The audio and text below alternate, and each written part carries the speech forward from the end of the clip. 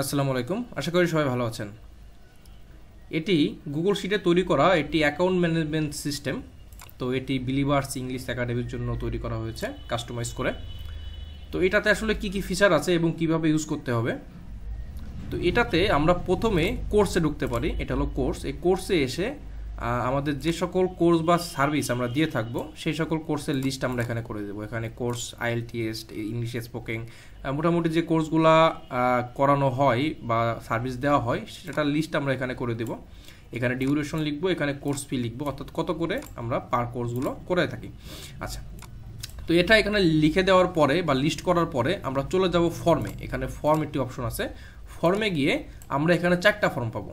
তো এটা হলো স্টুডেন্ট অ্যাড ফর্ম, এটা দিয়ে আমরা স্টুডেন্টকে অ্যাড করব। এটার থেকে হলো আমরা স্টুডেন্টের টাকা গ্রহণ করব, কালেকশন করব, এবং এখান থেকে মানি রিসিপ্টটা অটোমেটিক জেনারেট হবে।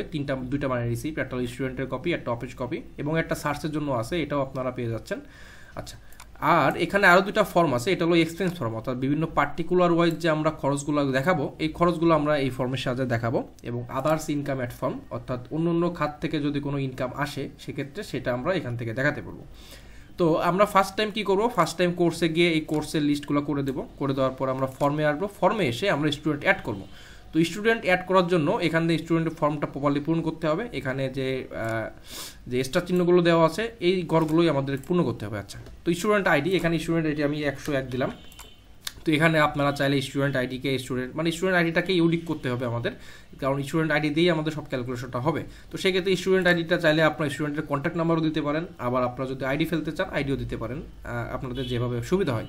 তো এখানে স্টুডেন্ট আইডিটা আমি দিচ্ছি 101। এখানে অ্যাডমিশন ডেট, ডাবল ক্লিক করে ক্যালেন্ডার ওপেন হবে। এখান থেকে আমি টাইম দিচ্ছি বা ডেট দিচ্ছি 10 তারিখ। এখানে নেম লিখছি আমি কন্ট্যাক্ট, এখানে অ্যাড্রেস,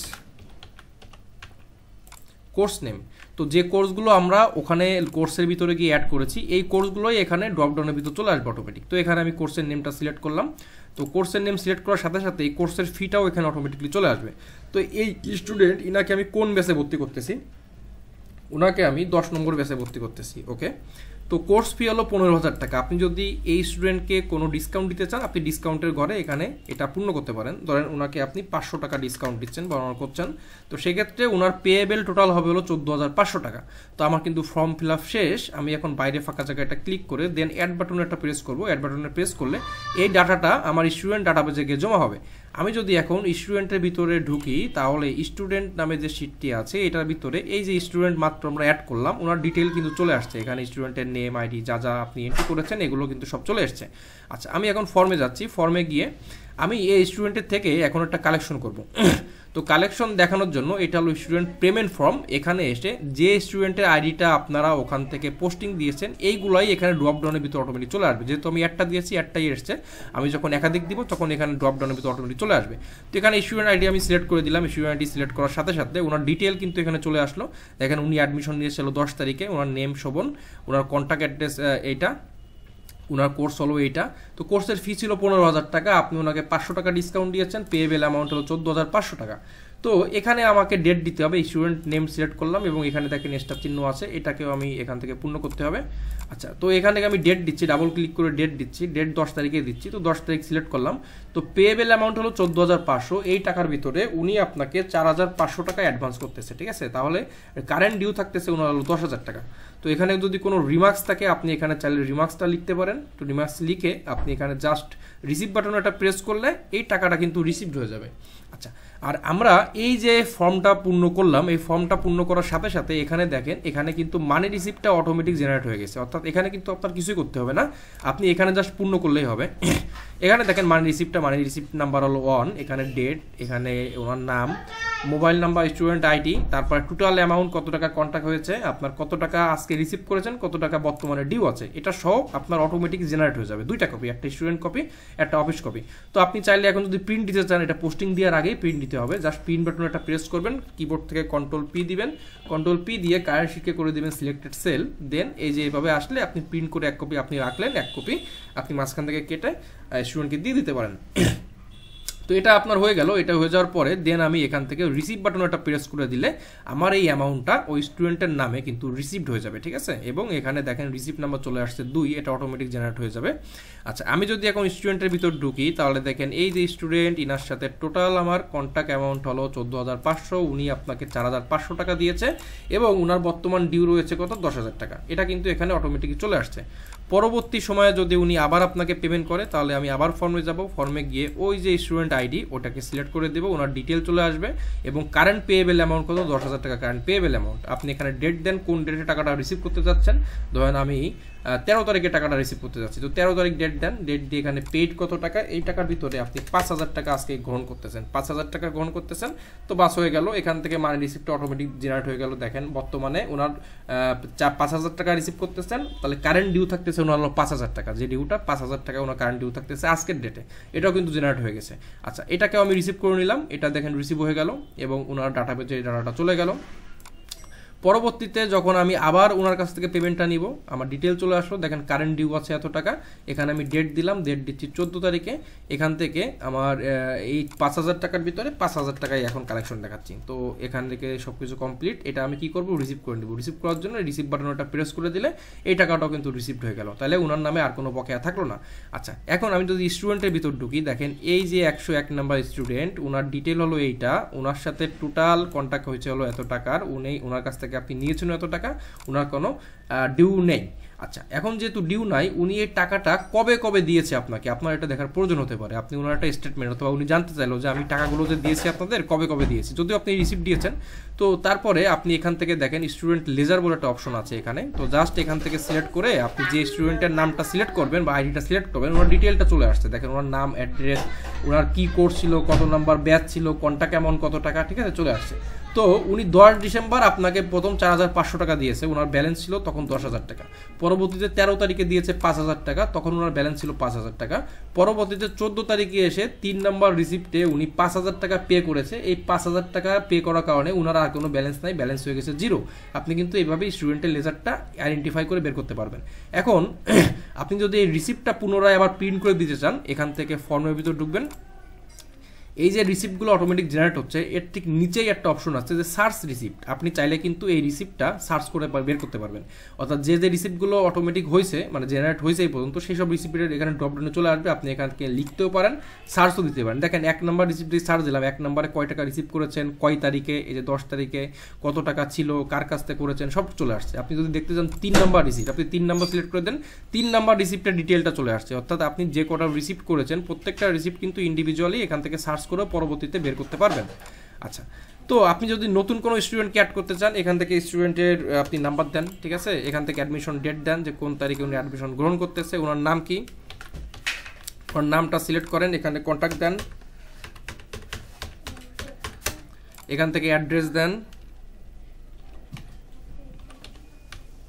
এখান থেকে কোর্স নেম, উনি কোন কোর্সে ভর্তি হতে চাচ্ছে আপনি কোর্সটা সিলেক্ট করে দেন, ব্যাচ নাম্বার, এটা ব্যাচ নাম্বার কত, batch number 12, total course fee হলো 15,000 টাকা, ঠিক আছে। তো এই টাকার থেকে আপনি ওনাকে 500 টাকা অনারাম করেছেন, 14,500 টাকা তবে 1,000 টাকা করেছেন, তাহলে 14,000 টাকা না করলে নাই, 0 করে দিয়েন। তো দিয়ে এটাকে আমি অ্যাড করে দিলাম, এটা অ্যাড করলে এটা স্টুডেন্টের ডাটাবেজে কিন্তু অ্যাড হয়ে গেল। এবং আপনি যদি স্টুডেন্ট আইডিটা সিলেক্ট করে দেন, ওনার ডিটেইলটা চলে আসবে, দেখেন ওনার ডিটেইলটা চলে আসছে শুধু। আপনি এখন কোন তারিখে, আমি এখন ডেট দিচ্ছি ধরুন 14 তারিখে, 14 তারিখে এই যে স্টুডেন্ট ইনার থেকে 14,000 টাকার ভিতরে আপনি 10,000 টাকা কালেকশন করতেছেন, ওকে 10,000 টাকা কালেকশন দেখান, 10,000 টাকা কালেকশন দেখালে ওনার 4,000 টাকা ডিউ থাকতেছে।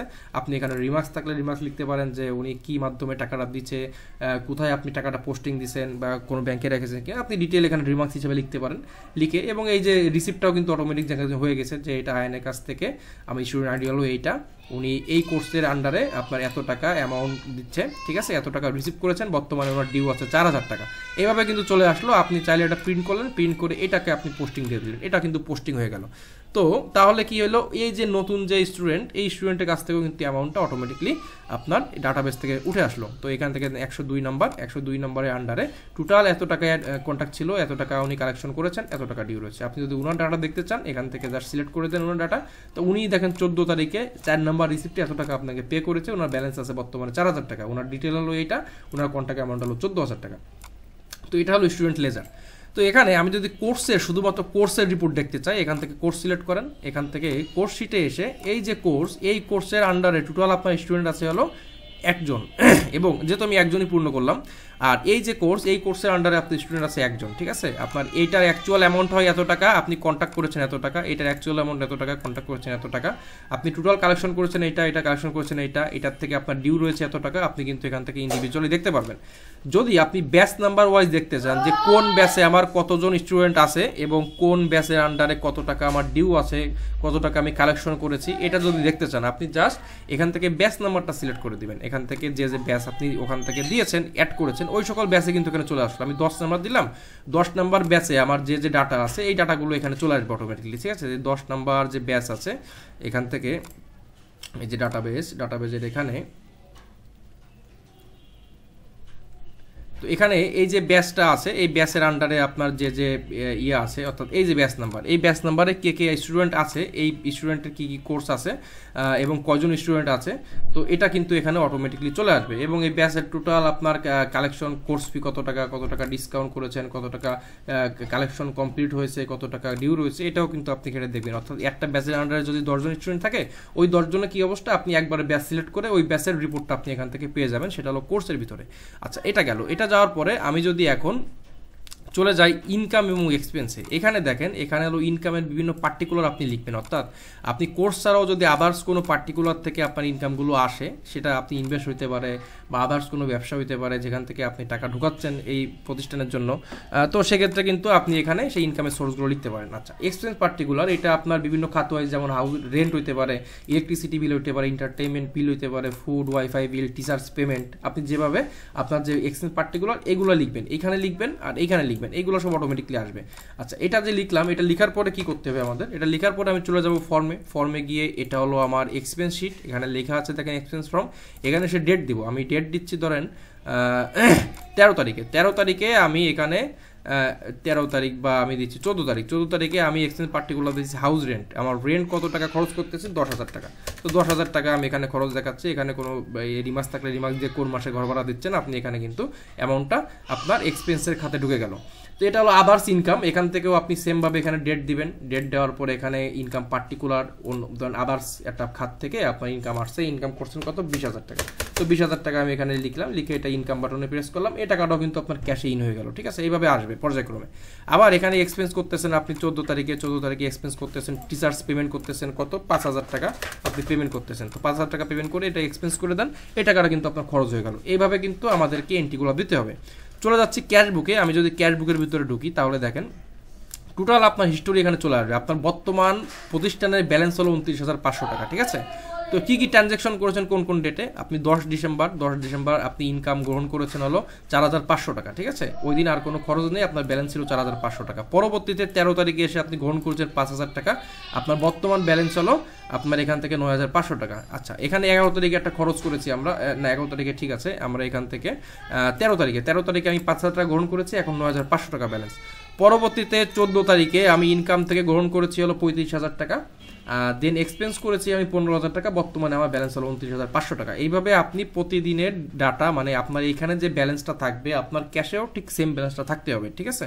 আচ্ছা, আর এখান থেকে সার্চ ডেট অপশন করে দিয়েছি, এখানে ডাবল ক্লিক করে যে ডেট সিলেক্ট করবেন ওই ডেটের কি রিপোর্ট ছিল, কয় টাকা ব্যালেন্স ছিল, কোন ডেট ছিল, এটা আপনি এখান থেকে সার্চ করে পেয়ে যাবেন।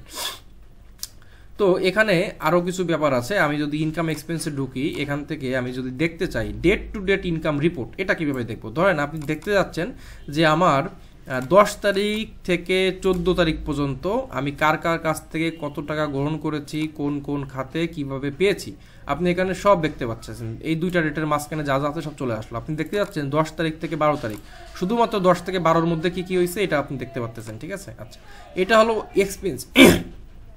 এক্সপেন্সটাও সেম, আপনি দুইটা ডেট দিবেন, দুই ডেটের মাঝখানে যে ডাটাগুলো আছে, ওই ডাটাগুলো যে এক্সপেন্সের রিপোর্টগুলো আছে এই রিপোর্টগুলো এখানে শো করবে। এটা করতেছে না, এখানে কোনোটা ইরর আছে হয়তো, ঠিক হয়ে যাবে। আমি এটা শেষ করেই ভিডিওটি, আচ্ছা এটা হয়ে গেছে, এটা হবে ওকে। এবং এটার ফরম্যাটটা আমি চেঞ্জ করে দিচ্ছি। আচ্ছা দেখেন এখানে 13 থেকে 15 তারিখ সিলেক্ট করলাম, আমার দুইটাই 14 তারিখে এন্ট্রি ছিল, তো 14 তারিখে ডাটা চলে আসলো। 14 তারিখে আমি হাউস রেন্ট দিয়েছি 10,000, 14 তারিখে টিচার্স পেমেন্ট দিয়েছি 5,000, আমার টোটাল এক্সপেন্স হয়েছে এত টাকা এবং আমার ব্যালেন্স কত চলে আসছে। আমি যদি ড্যাশবোর্ডে যাই, দেখেন ড্যাশবোর্ডে কিন্তু টোটাল হিস্টোরি চলে আসছে, আপনার টোটাল কোর্স কয়টা, টোটাল স্টুডেন্ট কয়টা, এই স্টুডেন্টের ভিতর কোন কোন ডিপার্টমেন্টে কতজন আছে আপনি সিলেক্ট করে দেন। IELTS আপনি নন রেসিডেন্সিয়ালে আছে একজন, তারপরে আপনি দেন এখান থেকে ইংলিশ স্পোকেন আছে একজন, আপনি এখানে দেখতে পাচ্ছেন। টোটাল কত টাকা ইনকাম থেকে গ্রহণ করেছেন 44,500 টাকা, এর ভিতর থেকে আজকে গ্রহণ করেছেন 35,000 টাকা, 44,500 টাকা আপনার টোটাল কালেকশন হয়েছে। আর এই টাকা আপনি আজকে রিসিভ করেছেন। আপনি টোটাল রিসিভেবল ডিউ আছে কত, আপনার টোটাল ডিউ আছে 4,000 টাকা, এই 4,000 টাকা ডিউ আছে, অর্থাৎ স্টুডেন্টের থেকে আপনি 4,000 টাকা পান। কার কাছে পান আপনি এখান থেকে সার্চ করে দেখতে পাবেন, ঠিক আছে, যার নাম সার্চ করবেন তার নামে উঠে যাবে টাকাটা, যে কার নামে কত টাকা ডিউ আছে, ঠিক আছে।